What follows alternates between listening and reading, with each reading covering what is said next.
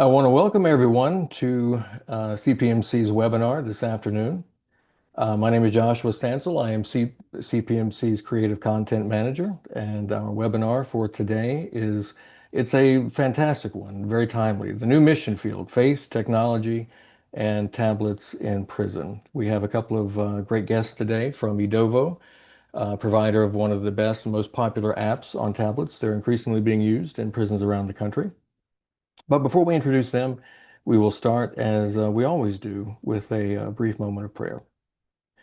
We'll begin in the name of the Father, and of the Son, and of the Holy Spirit. Heavenly Father, we come to you today in gratitude for the gift of life and for the opportunity to gather together once again, but also in gratitude for human ingenuity and the technologies that connect us across distances and circumstances. Just as your son Jesus used the boats, hillsides, and marketplaces of his time to share the gospel, we recognize that you call us to embrace the tools of our own era to carry forward your message of hope, redemption, and new beginnings, especially to the poor, the disenfranchised, and those impacted by the carceral system of our country. We thank you for this opportunity to come together again and for providing the means to do so. We offer these thanks through our Lord Jesus Christ, who came to proclaim release to the captives and freedom to the oppressed. Amen. I do want to welcome our two guests today from Edovo, Jenny England and Meghan Tobin. Jenny has worked in program development for youth sports and also multimedia storytelling for a children's medical network. Here in this country, she's been involved in communications and creative direction for a variety of nonprofits and is currently focusing on the incarcerated population throughout the U.S. She describes herself as a Jill of all trades and perhaps the best description I've heard lately, a Swiss Army knife of a person. And Meghan, meanwhile, says that education is the compass and curiosity is the map that guides learners through uh, density and complexity to clearer and more meaningful insights. And whether it's through creating transformative learning experiences, developing vocational training, or fostering emotional intelligence, Meghan says her mission, what she really loves is to spark those aha moments that empower others to confidently navigate their own learning journey. So I want to welcome you two here today. And I'm going to be quiet now, and I will turn the program over to you two. Well, thanks so much for having us. Um, Welcome to everybody. These are always a little bit awkward because you can't see anyone. But I'm just excited that we're here with you, and so excited that people are curious about learning about our program and our application. So, sort of to begin with, I come from the content creation background, and so I was with an organization that was trying to figure out how to put resources onto tablets. And I was with an organization that had been doing in-person prison workshops for a number of years. And then when the pandemic happened, we shifted and we were trying to figure out, well, how can we still resource people inside? And we found Edovo back in 2021. And that is how I met Meghan eventually. And so I've been working with incarcerated folks for the last 8 years. And as Edovo scaled, my organization scaled. And so we put a few sort of foundational pieces of curriculum onto Edovo back, like I said, in 2021, 2022. And then we had a magazine that went out every couple months that we published on Edovo, and it was a game changer. It was a huge impact. We were just a small nonprofit in Pennsylvania, and then suddenly we were nationwide. And so I know firsthand the impact of that and the impact of being able to digitize resources and then get them to the people that need them. So that's a little bit of my backstory, and my job at Edovo is this. I talk with any of our content partners who are interested in trying to figure out how can I get my resources on, and what's maybe the best way to go about that, and what do we offer from the Edovo side of things and the options that exist for content. So, Meghan. Wonderful to see names on the screen. Like Jenny said, it's always, fun to have the Q&A at the end of the session so we can learn a little bit more about you all. But I am our senior instructional designer here with Edovo. Been with the organization about 3.5 years now. Prior to that, and still part of it, my background is in human rights and education, internationally and locally, and very much a believer in the power of education to transform lives, regardless of where a person is in life, whether it's a kindergarten student, an adult wanting to learn how to read, or somebody who's incarcerated wanting to chart a new path for themselves. And I, with that human rights background, previously had worked in a all-women's jail down in Dayton, Ohio, and the impact to be able to have on one individual's life through education, now being able to scale that to millions, has really been the drive behind my purpose in life. And, we speak often in the Catholic faith of one's vocation. And so being able to work with a nonprofit like Edovo, it feels like fulfilling my vocation, fulfilling my purpose, and being able to do what I love every day. And so today we're going to share more about Edovo, and we will have plenty of time at the end as well to be able to answer your questions. We'll try to cover as much as we can. We received some questions up front to map out so that we can get you all the information that you need to confidently start thinking about how you could digitize your materials and get them into the hands of the individuals we serve across the country. And as any good instructional designer would know, we always want to set the objectives of our conversation. And so today we are going to walk away understanding, what is Edovo? What does it look like? And how does it work?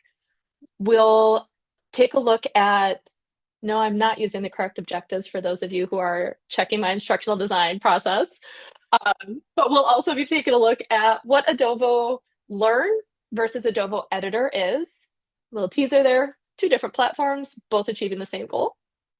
And then we'll dive into some of our best practices so that as you're starting to think of how to translate that in-person experience where you get to give automatic feedback, where you get to have that human connection, how we can get close to replicating that in a digital self-paced environment.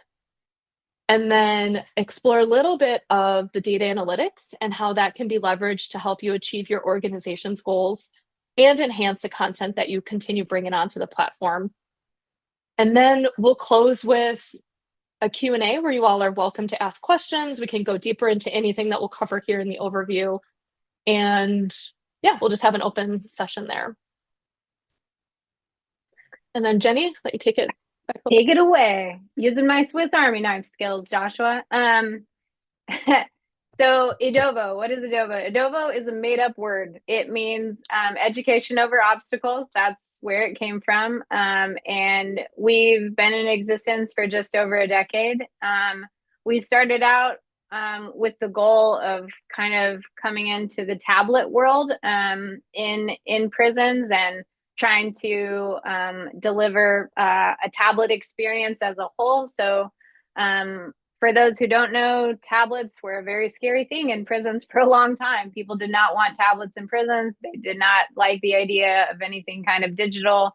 But like I said, there's been a huge shift because of the pandemic and having to figure out, well, how do we still offer programming to people who are in prisons where they're very under-resourced, they don't have a lot of programming options, limited staff availability. So tablets suddenly became very popular over the last several years. And so now our goal has been to really put all of our chips in the basket of this software application that sits on prison tablets. So just like anybody with a smartphone, Edovo is an offering when you turn on your device in prisons. Edovo is a free application for incarcerated people. We will always be free. There are other paid for applications on a prison tablet. If you want to send an email to your family, if you want to buy a movie or a song, If you want to engage in a bunch of other telecommunications sort of bells and whistles, you can do that on a tablet. And most of the time that's a paid for system, but Edovo is free. And so we have made partnerships with several tablet providers, so device providers across the country. There are two major tablet providers, and then there are several medium to smaller ones. But that is what has enabled us to scale to being available to over 1 million incarcerated folks across the country. So that's over half of the incarcerated population in the US right now. And so, yeah, that means over 1,200 facilities, and those are growing. I mentioned to the team before we started this that just recently we got the news that we became available in Illinois, and that just happened. So suddenly 35,000 more learners have access to the content that lives on the Edovo application. And that will just continue to go up. By the end of this month, we'll be live in New York, and Wisconsin is up next. And, so it's an interesting time in this industry. But essentially, when a learner has access to the Edovo application, they have access to over like 35,000 hours of content. So we've got content in many different buckets, and Meghan will be able to show you what that looks like on the learner side. But essentially, our goal as an organization is equitable access to resources. So we want to be available as many places as possible to as many people as possible. Those are people in restricted housing. And those are people in small county jails that maybe are not going to be incarcerated for long. So we want content that meets people where they're at.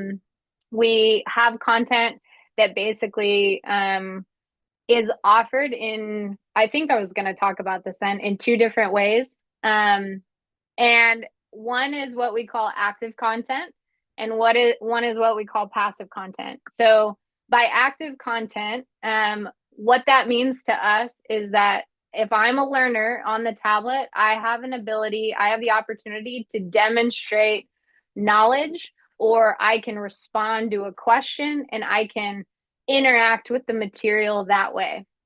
The other side of that is passive content, which is watch only, read only, listen only. I want to go through a podcast. I want to listen to a video series. I want to listen to an audiobook.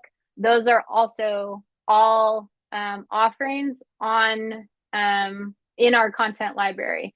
So those involve two different things. But essentially, there are opportunities under the active side of things to build out more coursework where somebody is able to earn a certificate.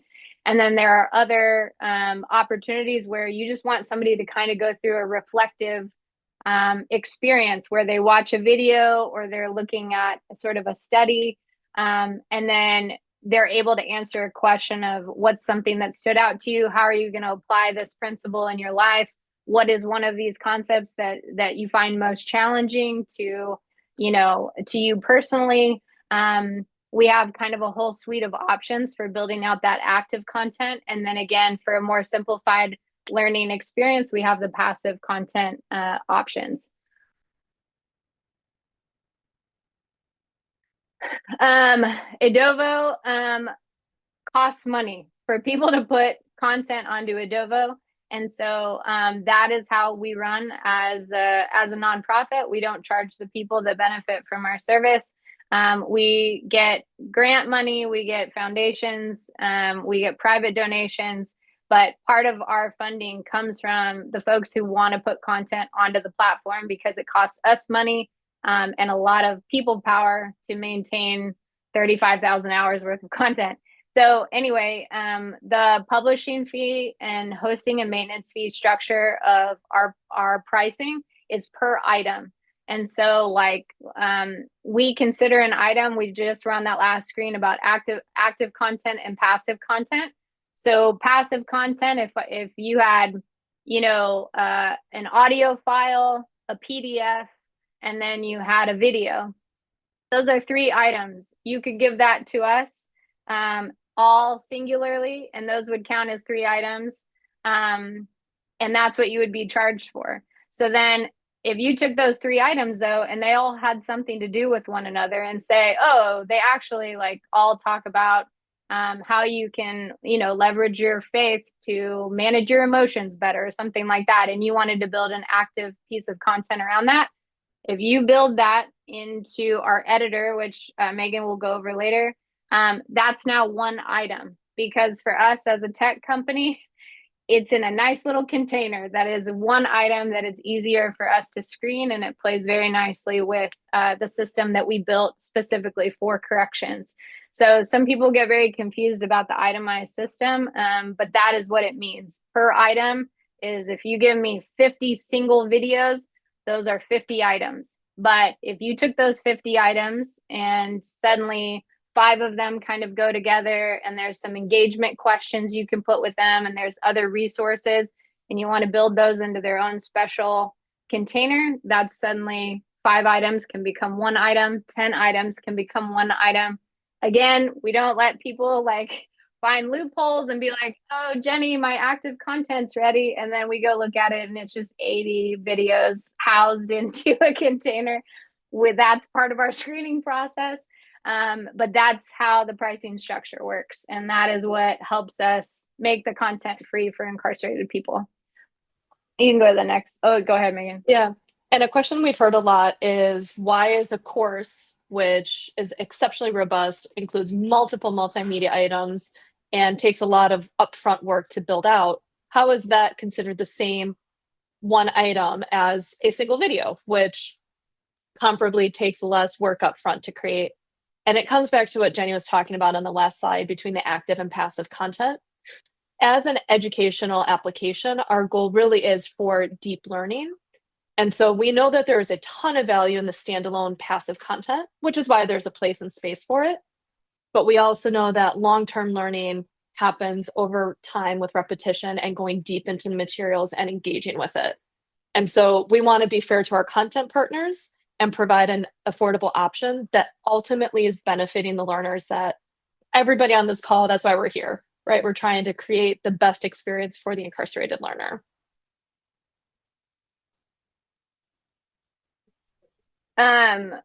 And that said, as the sort of gatekeepers, that's what it feels like. We're, as I've described, like we're kind of at the mercy of the tablet providers. The tablet providers are at the mercy of the facilities.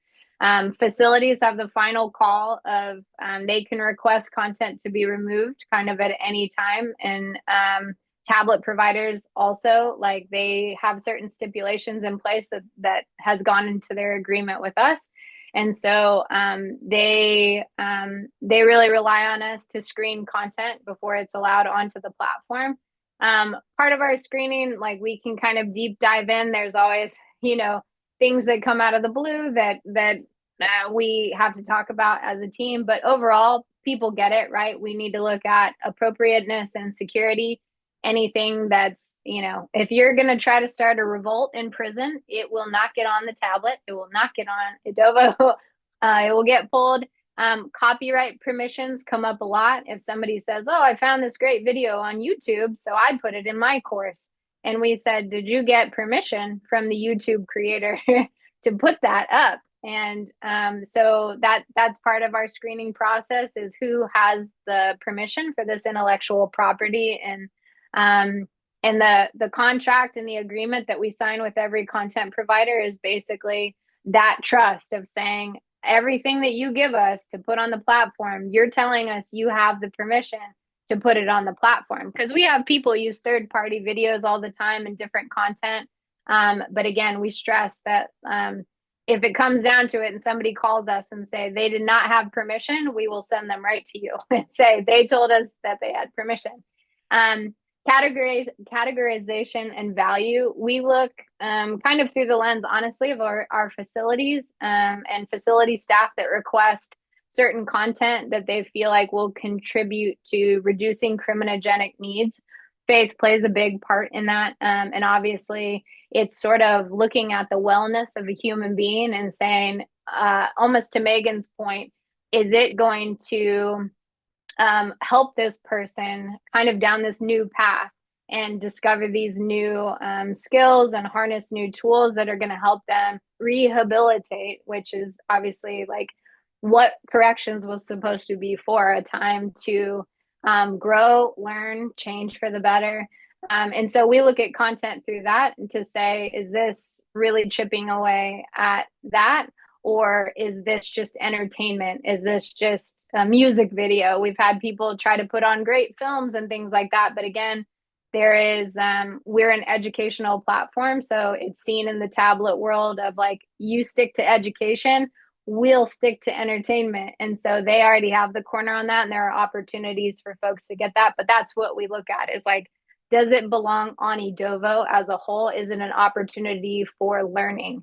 And then this last one, facility specific criteria. We hear from facilities all the time if they have certain programs, especially if they're incentive based, to say, I'm looking for programs to help with addiction recovery. Do you have programs that you recommend? Do you have veterans programs? Do you have, so a lot of times if people are working within a facility and the facility has agreed to award learners with a certain incentive for taking certain courses, we look at that as well to say like, oh, is this something that can answer the call that we've heard from facilities who want this content? Other content just full on, because obviously Catholic material belongs under the spiritual category, and spiritual category never sees the light of day in Oregon. Oregon got sued by some members of their own population over a spiritual content issue. And so literally nothing on Edovo that falls in the spiritual category shows up in Oregon. So that's just a little fun fact for life and corrections. Anyway, yeah, we can go to the next one. Yeah, and just to touch a little bit on the entertainment piece, because this is one that we've come across with a number of our spiritual providers, is the fine line between something that's more, say, a sermon with music included versus a standalone musical celebration, right? So we know in the Christian Catholic faith, music is a huge part of the faith celebration. And we've had our tablet partners actually request removal of content because there isn't an extrinsic, very clear educational component to the content. And so as you're thinking of the content that you'd want to be sharing with incarcerated learners, thinking through, how does the musical component fit into your material? And how can you ensure that there is a very clear educational, and education can be spiritual as well, but a very clear educational component to it.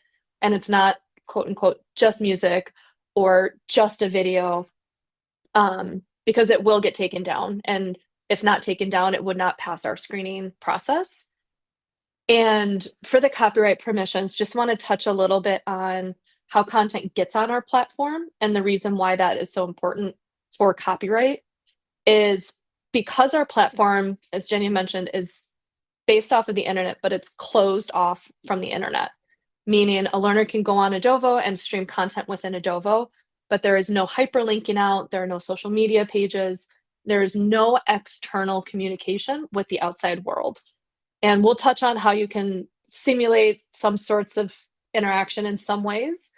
But that's why the copyright is so strict, is because a YouTuber, for example, makes money off of streams on YouTube. And because we would have to download their video and upload it to our platform, they're no longer generating their revenue from those streams. And so again, as you're thinking through content that you would want to have on the platform, thinking through what can exist without access to anything else on the internet. Also, just a quick note on that. Users on the tablets, they can't screenshot, they can't copy, they can't share. So also from the side of copyright being, some people, when they find out about the closed nature of Edovo, some of them have the opposite approach of like, oh yeah, sure, you can publish it for incarcerated people. Like it's not making me money, but also no one else is making money off of it. And that's also a side to think.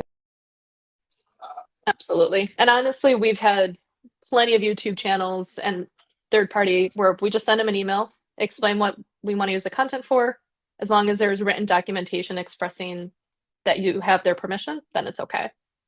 Transitioning over to what the platform looks like.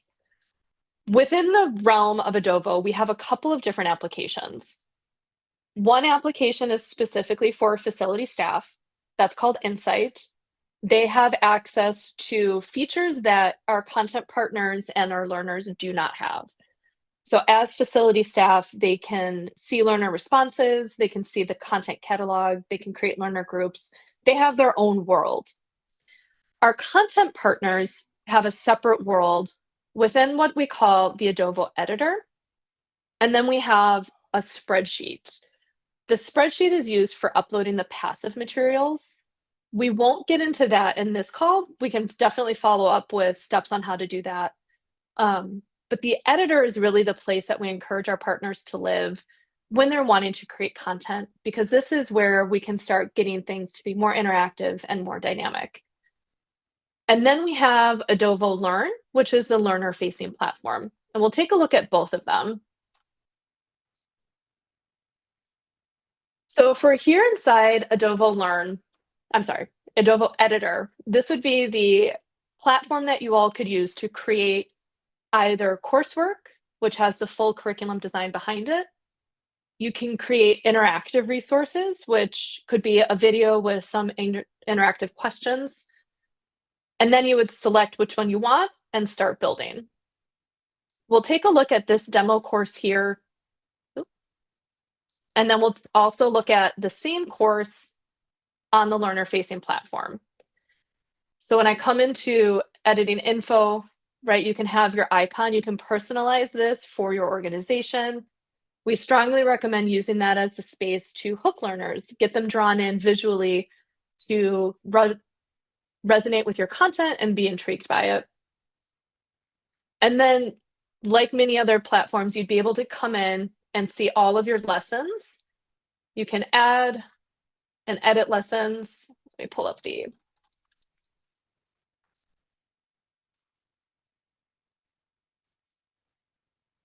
And then within your lessons as well, you can edit all of your pages using the different elements here on the right-hand side. So you could add in things like a video, an audio file, a PDF. You can have multiple choice, open response. You could have Likert scale quiz questions, all of which you can map out on different pages and then different lessons. We have a ton of articles and full-on tutorials in our knowledge base that cover this in depth. But just to kind of give you a glimpse of what's possible on the back end to then get published out to the learner-facing platform, which is this one here. So a learner would log in. Most facilities now have single sign-on. So once they're logged onto the tablet, they will have access to Edovo. Again, it exists in the free section. And this is their My Edovo landing page, where they will have an alternating carousel of all the content they've previously engaged with. We recommend different types of content to them, or they could dive in and start exploring here. They can also come over to our content library, where they're able to see all of the different content categories that we have on the platform. It's all marked, indicating if it's a course, if it's standalone items like a survey, or standalone videos. Showing down here some examples of the videos. And when we look at the spirituality section, it is currently divided into just 3 of these subcategories. We're undergoing a complete renovation of the entire search and functionality of our application, where learners will have more dynamic search features, where if they're searching, say, for Catholic content, they type in the word Catholic content, and then all of the Catholic material would populate. There are a number of other things that are happening on the back end as well. A lot of research on our end has gone into figuring out what are the patterns that we're seeing that our learners are taking to find content. And what we found is that they're not using these categories up here very often at all. In fact, it's under 1% of learner searches happen through these categories. The vast majority is happening up here. And I call this out because we've been asked, why don't we have this divided as here's Catholic, here's Lutheran, here's Islam, here's Judaism, here's et cetera, et cetera. And it's really us trying to understand what is best for our learners and how are they searching for content. And so if we do search Catholic content, which is why we are grateful for this phone call, because we have an abundance of Christian content, but not specifically Catholic content. And so the majority of these videos are from a single provider. And, as I go through, it's mostly that one provider that has their content on the platform. We do have various Bible studies. We have rosary groups. We have different courses, different pen pal programs. And if we come into spirituality again and come into our religious study, we do have content in English and Spanish. We have different versions of the Bible available. Not every translation and version is available because of copyright protection rules, but some are. And I'm kind of bouncing around quickly, but I do want to make sure we have time for questions at the end. One of the benefits of creating coursework on the platform is not only the depth of learning that happens for learners, but they're also able to earn a certificate of achievement or completion for their coursework. And we've heard from tens of thousands of learners, and we're seeing it through our partnerships with different facilities, that these certificates are now starting to be converted into things that learners are taking to parole boards, before judges, even within their own facility, to qualify for things like earned time credit, reduced time off their sentence, being moved out of the restricted housing unit into the general population. And this is all auto-generated by the platform. Alternatively, we have what are transcripts, which, if we think about a certificate as kind of the gold star of single learning moments, the transcript is somebody's resume of everything they've engaged with on the platform. So we're able to see, and this can all be printed for free through our website for each individual learner. We can see not only the courses that they've engaged with, but all of their supplemental learning time. And so for any non-coursework item, we would have it tracked to be able to show what they're doing with their time, and then listed out their interactive and coursework content below. I know it was a very fast, high-level overview. Again, we will follow up with a lot of articles and video support after the call that go more in depth for all of that. And here you're able to see what the tablets actually look like and what the learner experience is like when they're on Edovo. So you can see that they're pretty small. And we've heard from lots of learners that a lot of times, their headphones may be the lower, not the best quality. And so when we think of creating content to put on the tablets, we want to think of that visual experience where that doom scrolling can be exhausting, especially when you're learning in either a solitary cell or in a loud common area. Thinking of how we can chunk content so that it's bite-sized, it's digestible, it's fun to engage with, it's visual.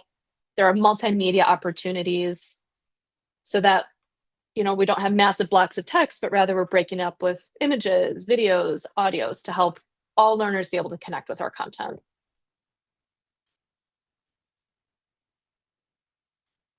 And we'll also, in our follow-up email, be linking out to what we call the Edovo Edge, which is a section of our knowledge base where we want to empower every one of our partners to take what has taken us 13 years of experience to learn and glean. And we've invested a ton of time in building out not only the knowledge base full of support articles on kind of the technical pieces of what does the platform look like? How do I publish content? How do I preview it?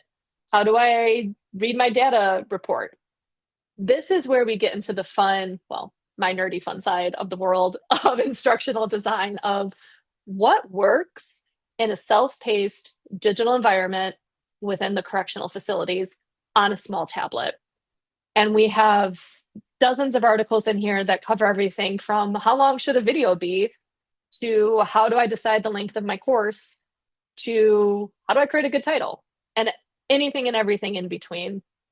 Because, and pretty sure all of our emails and auto replies explain that we are an extremely small team.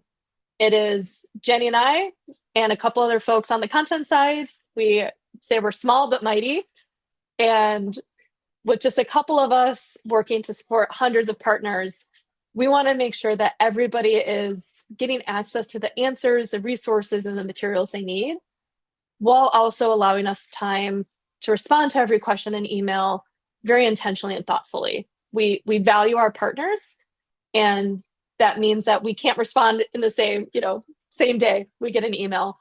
And that's why we built out this knowledge base, so that if you're waiting on a response from us, you have well over 75 different articles, close to 100, modeling our best practices and also teaching them. And Jenny, I'll let you. Yeah, you take a break. You take a breather. You've been doing great work. Great work. So we mentioned about data. It's 2025. Data is a hot item for a lot of people, and also, data helps us make more informed decisions. So we have data offerings on our side that we're able to track for folks. So at a basic level, anybody who pays to put content onto the platform and has that hosting and maintenance fee, that helps take care of the costs for us to do that.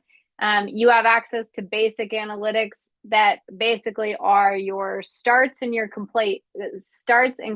So how many people have opened up your resource or your course or your item, and then how many people have actually watched it or consumed it to the finish. And so you're going to be able to see these completion ratings based on any kind of content that you put onto Edovo, and then that will also be broken down by location. So if you're interested in a certain facility, you'll be able to see the starts and completes at that facility. And then if you build out a course or an interactive resource, an active piece of content, you'll be able to see by lesson the starts and completes, like the completion rating per lesson. So you'll be able to see, people really were cruising up to lesson 3, and then lesson 4, there's just like a drop off. So maybe, again, we go look into lesson 4, maybe there's a glitch, or maybe the content was just too lengthy. Like there's a lot of different things. So we try to take the temperature of all of our content, and then depending on what you and your organization want access to, you can pay for that data, because it can get as granular as if you built out a course and you had a bunch of open response questions asking somebody how they felt about something, or asking for their feedback, or you put in knowledge checks and lessons and different opportunities to demonstrate knowledge. You could have access to literally every answer any learner submits. We always tell people, just consider these things like carefully, because of the fact that we are available to so many people. Some people have said, oh, absolutely, I would love the data. And then you would say, do you have the capacity to do anything with the data? Because maybe you don't need the data to begin with. So a lot of times I encourage new providers, just put something out there and watch the basic engagement numbers before you decide that you need anything else. Because again, a lot of our partners who end up getting the very granular data, they end up using that to go apply for grants and other funding and report back to donors, because it is very valuable. But anyway, that's why we offer different tiers, because people who just put on passive content, there's no need for a premium dashboard. There's no need, because there's no specific learner data associated with that. They're not answering any questions, for example. So a lot of times people just want to see, is anybody even watching this or looking at it, and how many people are getting through to completion? And so we just have a whole thing, again, in our knowledge base. One of our colleagues has video overviews of the two boards on the end. So the basic dashboard, he shows you around what you have access to, and then the premium dashboard, it's like a 26-minute long video, because there's a lot you can do with it. So again, if If you want to pop some popcorn and go watch that, you're free to do that on the website as well. Yeah, so for people who are really interested in data, yes, you can have access to data. And we have those offerings. So anyway, kind of as we conclude like the bulk of our presentation, I just want people to think about yeah, what that means for you. Hopefully this has sparked some ideas on opportunities and options that exist within our platform.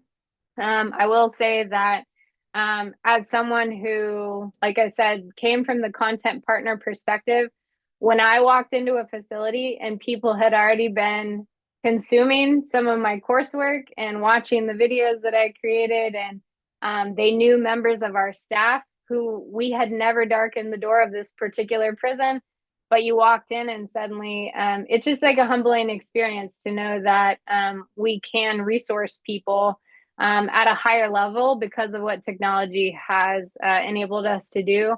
And I just think it's just one of those things where this is kind of what undergirds their success in prison. I feel like from a faith perspective and from just human wellness, however you believe that to have impacted your own life in prison, like this is needed, this is necessary. There is, like Meghan showed, there's a huge content gap for Catholic content, and there is a high demand for it. And I will say that we've seen the trend that if people are working on themselves and their wellness, their spiritual wellness, their mental wellness, that is the thing that enables them to succeed in other educational programming, vocational programming, addiction recovery programming, because they have to change the lens that they view themselves with, right? And so that becomes kind of paramount to their journey inside and to rehabilitation as a whole. And hopefully the tools and skills that they gain through things like this, they carry out, right? And they're able to sustain that so they never have to go back to prison again. So anyway, we're going to open it up for Q&A because I know I'm watching our time. I'm trying to be sensitive to the time I was given. Is that okay, Joshua, or did you have Sure, other? that's Okay. great. I want to thank you both for that. That's an awful lot of content there. That you went through very succinctly. That's fantastic. I do want to mention that some of you probably noticed on the advertising for this webinar, we were scheduled to have a third person with us, Zach Crossmock, a returning citizen who's in a transitional program in Colorado that's run by Jim Bloom. It's called My Father's House. Some of you may remember Jim and My Father's House from an earlier webinar. But anyway, Zach had a last minute scheduling conflict and was unable to be here today. And so when I was talking to him about it, I asked him, was there something that you would like to share?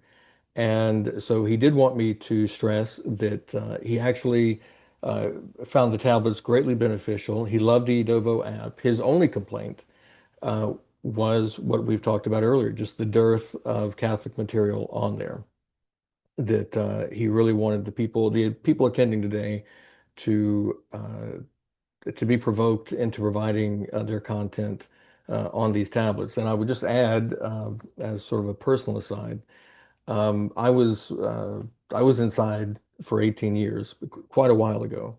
And as I think Jenny had mentioned earlier, tablets were discussed for a while, but the answer was no, that will never happen. Thankfully, it has, because in the pre-tablet days, this is something that would happen. So, for example, in North Carolina, where I am, and I don't think North Carolina is radically different from other states, the prisons are often placed in rural locations, maybe economically depressed areas, and where the Catholic population is a definite minority. There may not be a Catholic church within an hour's drive. And so consequently, no Catholic volunteers coming in. You might have mass once a month. That was a frequent occurrence. So what do you do in the 30 days in between the reception of the sacraments?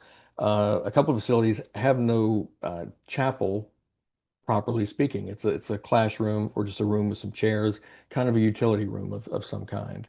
Um, so it can become a bit of a desert spiritually, and not in the good sense.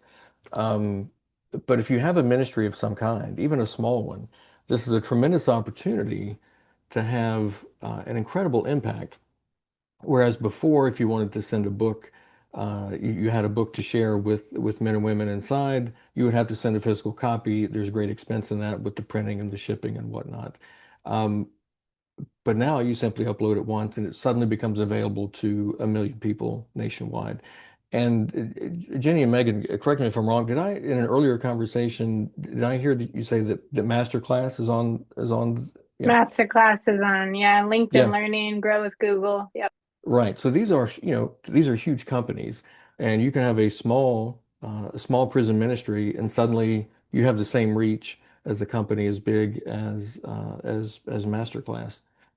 How, if someone does want to follow up with either one of you about getting their content on the tablets, how would they do that?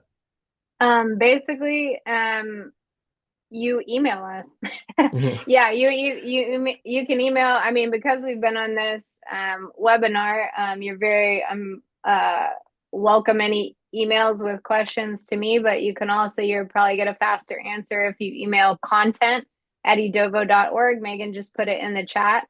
And essentially our little tiny but mighty team sees that. And you basically tell us, look through the knowledge base articles that we're going to list out and make available. I sent a copy of the slide deck that Megan and I use. I sent that to Joshua, and so I'm sure we can make it available to whoever. And those links will take you to the knowledge base. So after you kind of mull over, okay, what do you want to do with your content? How you want to go about this? You basically email us with, this is what I'm thinking. I want to do 5 pieces of active content.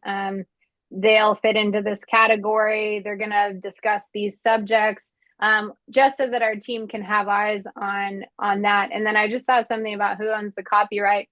Any content provider, you have the intellectual property always and forever, especially if it's yours. Again, we talked about if you use third-party providers, but as far as like us, as we're concerned, we don't own anything. We basically are in agreements with people. We send you a licensing and publishing agreement that again outlines those pricing structures, and as long as everybody knows this is what it costs to upload material, how much material do you want to upload, it is an agreement with us to say you're not going to sue us that this appeared on Edovo. That's basically what it says. But it's your property, and you can take it down whenever you want to. And we don't charge you until you actually have something published. So a lot of times folks will enter into they'll sign the agreement, and then we'll get them set up with special login credentials that you need for the editor account. Or again, if you do standalone passive materials, you get a spreadsheet in our Google Drive that we manage. And essentially you can take a month, you can take 2 months to build out a course or populate that spreadsheet.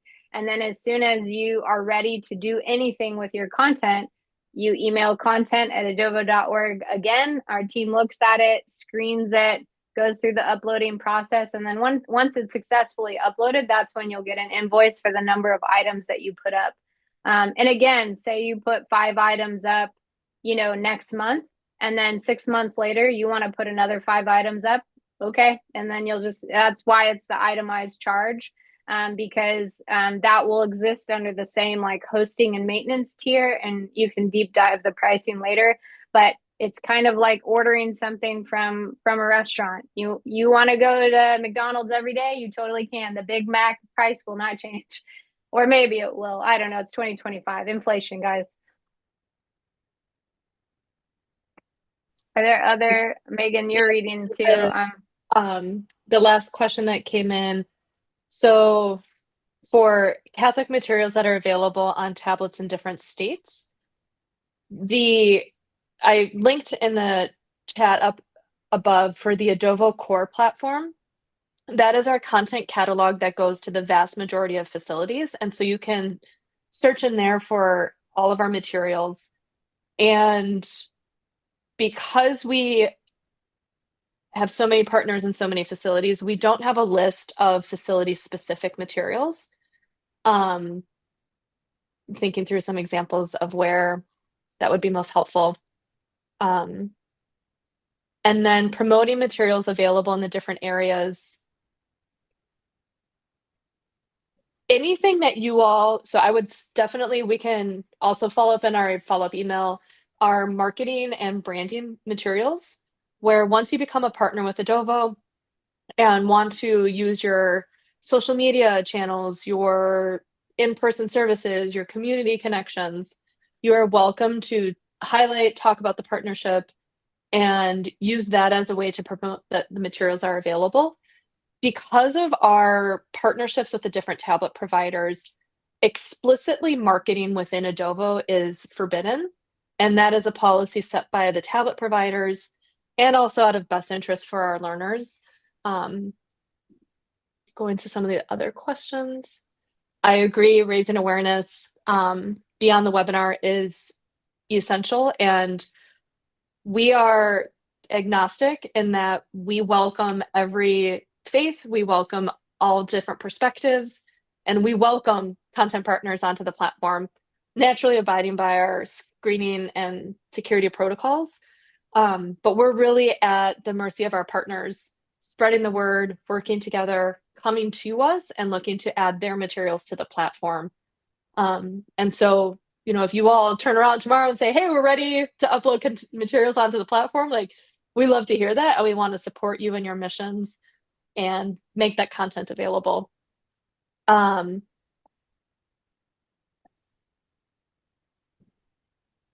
did have a quick, I'm sorry, go yeah, ahead. No, go no, ahead. Go just ahead. reading the question there. Hope for freedom from prison would never be allowed. That I don't know what can you, Daniel, can you expound on what you're saying? Because yeah, I have no idea. We didn't say anything specific would never be allowed, but it goes through a screening process that if there's any like right now we don't allow anybody to just put on sermons just as standalone sermons just because of the super saturated nature of those on the platform currently. But again, any kind of study materials, any kind of deep dive, any kind of that. So Joshua, you're going to ask a question or make a Let's comment? say a ministry gave you something on August 1st. How Uh-huh. long before the content is actually available on the tablet? It can be up to 30 days right now, right? Up to 30 days. Okay. once the agreement is signed. So where we typically see the delay, and I think this webinar will help cut down on that time frame, is trying to get people to understand our screening process, the difference between the active and passive resources, Mm. prepping the materials, choosing how much content they'll be publishing. And so I think you all are going to be able to trim that time off pretty significantly. We won't need as many conversations back and forth because we've been talking about it here. And then again, we'll follow up in the email and the links here. But that process in some cases can take a week, a day. I've seen other partners wait a year as they're trying to decide what the right licensing agreement is for them. But to Jenny's point, once we get the content either through the spreadsheet or the editor, our screening and review and publication process can take up to 30 days. Also, a note on that for anybody building active content in the editor tool, you have an opportunity to test it in a safe environment, like a learner would see it. So that's something that a lot of times people say, well, I want to see it how the learner sees it. And as you saw, Megan showed you guys like the editor versus learn. It's a very different look from the back end to the front end of the application. But if you had a course built out or an active resource, and you said, okay, I'd like to test this in a preview environment, we will preview it for you. You'll be able to play around with it, and then make a final decision on if it's ready to go live to learners or not. So there is that part of an extra part of the screening process for active content. For those ministries that are small and perhaps they don't have tremendous resources yet, are there uh, what types of materials tend to be the easiest to and the most cost effective to just sort of dip their toe in and get started? I would say if you just build out a course like that like I said, that counts as one item. It can be quite robust. And you're getting good you're putting a good item out there, hopefully, for learners to engage with. But that's something that I would encourage people to do again before you think about like trying to put 50 items onto a tablet. The other thing is, we've had situations where we actually a couple months ago, I had made agreements with two different partners. They actually were a part of the same church and kind of like church grouping, and they didn't talk to each other and they didn't figure out that they were both partners and they were actually making similar courses. So they ended up canceling one of the agreements and basically combining forces to say, well, let's co-create a course together and combine resources, whether that's just one resource, but it's still having a course out there where you can kind of band together and put some great materials and leverage the tools that you do have together. I would encourage people to go about it that way. Okay, great. I want to thank you to both of you, Jenny and Megan, for an incredibly informative hour today. Thank you very much. We're going to include some contact information in a follow-up email if people want to reach out to you too. I want to thank everyone for coming out today, and especially to Jenny and Megan. And we encourage prison ministries around the country to reach out to Edovo and fill this need, which is profound. Thank you so much.